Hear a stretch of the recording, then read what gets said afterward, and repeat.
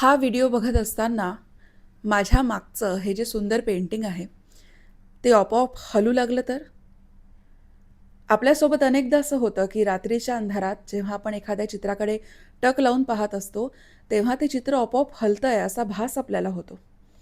पण तो खरोखर भास असतो का? आजची गोष्ट ही अशाच एका हलणाऱ्या पेंटिंगबद्दल आहे. ही गोष्ट आहे विलियम्सची.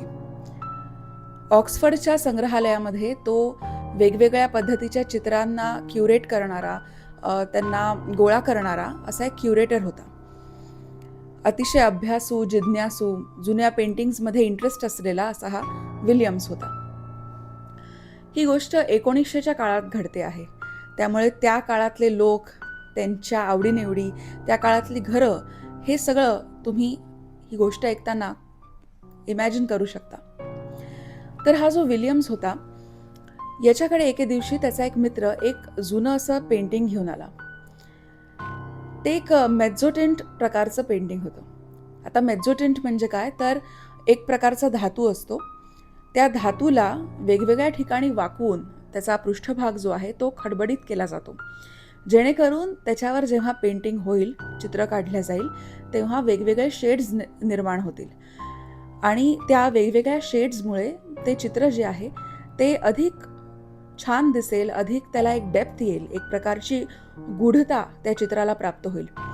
अशा पद्धतीचा हा मेझोटेंट प्रकार असतो.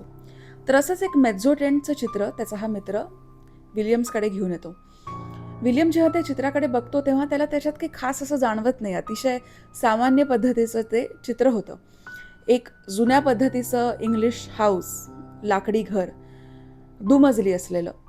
घरासमोर एक प्रचंड भलं मोठं लॉन आणि लॉनला लागूनच जंगल सुरू होत होतं. असं हे चित्र होतं.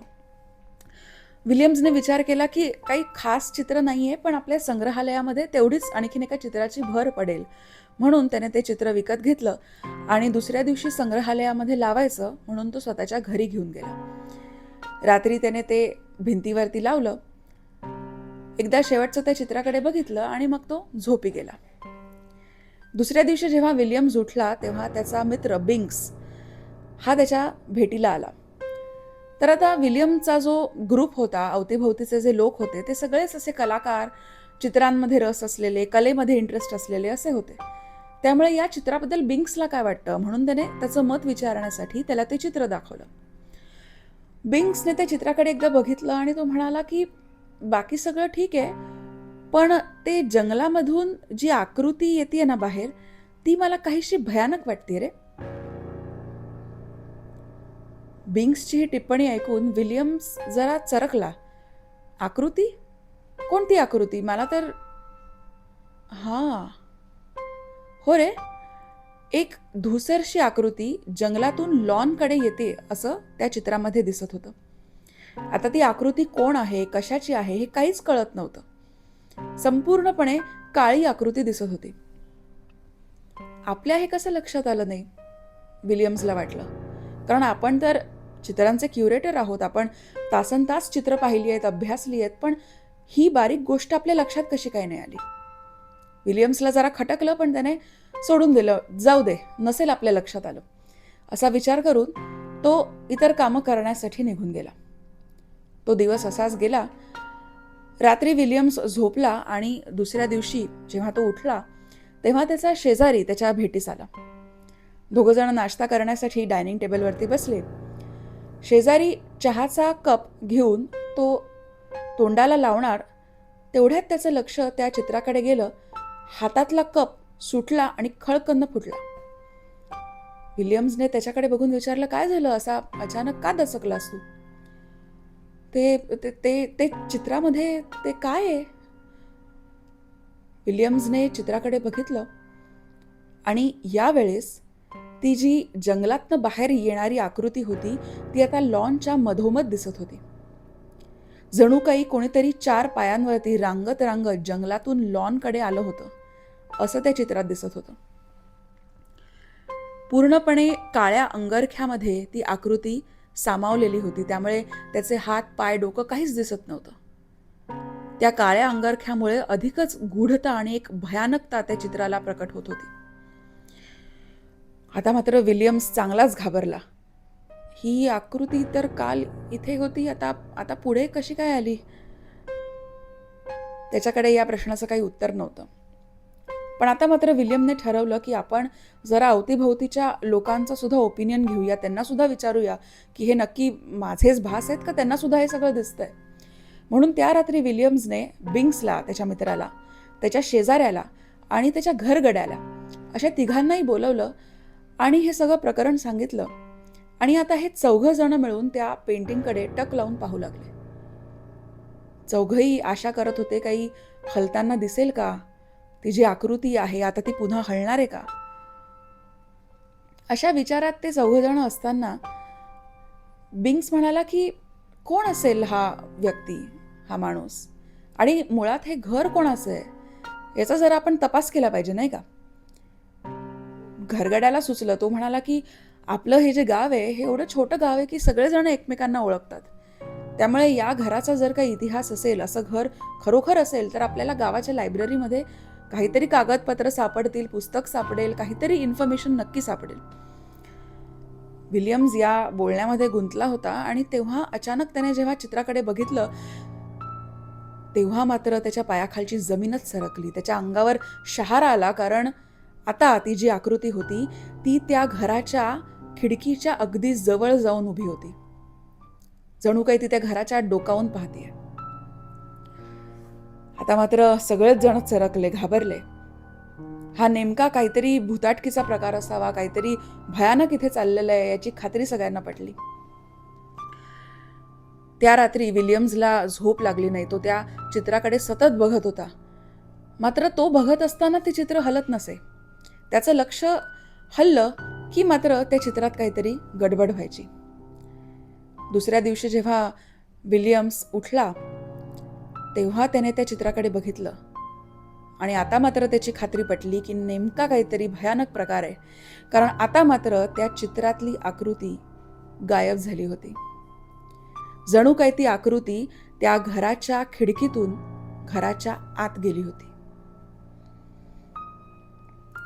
विलियम्सला त्याच्या घरगड्याचं बोलणं आठवलं की गावाच्या लायब्ररीमध्ये काहीतरी इन्फॉर्मेशन आपल्याला नक्की सापडेल. म्हणून विलियम्स गावच्या लायब्ररीमध्ये गेला. तिथे त्याने अनेक कागदपत्र ढुंडाळली, लायब्ररियनशी बोलला, खूप पुस्तकं वाचली. तसा तो अभ्यासू, जिज्ञासू हा होताच, त्यामुळे त्याला हे शोधून काढायला फारसा वेळ लागला नाही आणि त्याला त्या घराचा इतिहास कळला. तर इतिहास असा होता की फ्रान्सिस नावाच्या एका अतिशय श्रीमंत कुटुंबियांचं ते घर होतं, लाकडी घर. आणि त्या घराचा शेवटचा वारस होता आर्थर फ्रान्सिस. या आर्थर फ्रान्सिसला एक छोटंसं बाळ होतं. हा आर्थर फ्रान्सिसच मेझोटेनची चित्र काढायचा. ॲमेच्युअर आर्टिस्ट होता, पण त्याला इच्छा होती मेझोटेनची चित्र काढायची. मात्र या आर्थर फ्रान्सिसची एक विचित्र सवय होती. ती मात्र त्याला त्याच्या घराच्या आवाक्यात कोणीही गरीब माणूस आलेला किंवा एखादा घरगडी आलेला किंवा इन्व्हिटेशन नसताना, बोलावलेलं नसताना कोणीही त्याच्या घराच्या आवाक्यात आलेलं त्याला आवडायचं नाही. ट्रेसपासर्स ज्याला म्हणतो ते लोक त्याला आवडायचे नाहीत. अशांना तो डायरेक्ट बंदुकीची धमकी दाखवायचा. तर झालं असं की एकदा गॉडी नावाचा एक अतिशय गरीब माणूस, ज्याचं हातावरती पोट होतं, कधी शिकार करायचा, कधी घरातली कामं करायचा, कधी मासे पकडायचा, असं करून तो त्याचं घर चालवत असे. एके रात्री त्याला खायला काहीच नव्हतं आणि तो भटकता भटकता या आर्थर फ्रान्सिसच्या घराच्या लॉनमध्ये येऊन पोचला. घराच्या जवळ आला. आर्थरने त्याला पाहिलं आणि त्याला गोळी घातली आणि ठार केलं. गॉडीचा जीव गेला.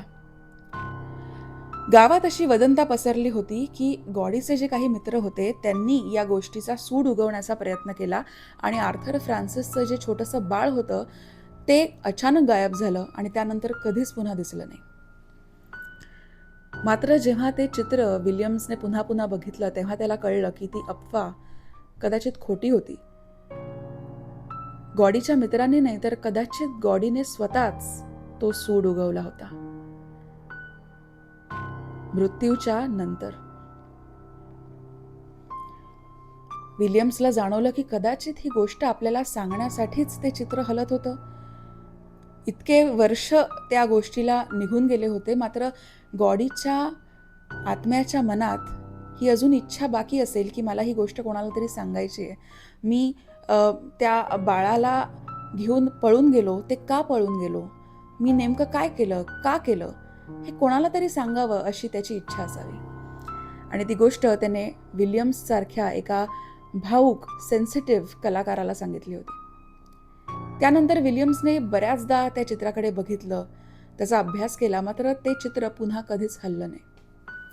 जणू काही ते चित्र फक्त ती गोष्ट सांगण्यासाठीच हललं होतं आणि त्याची ती गोष्ट सांगून झाली होती.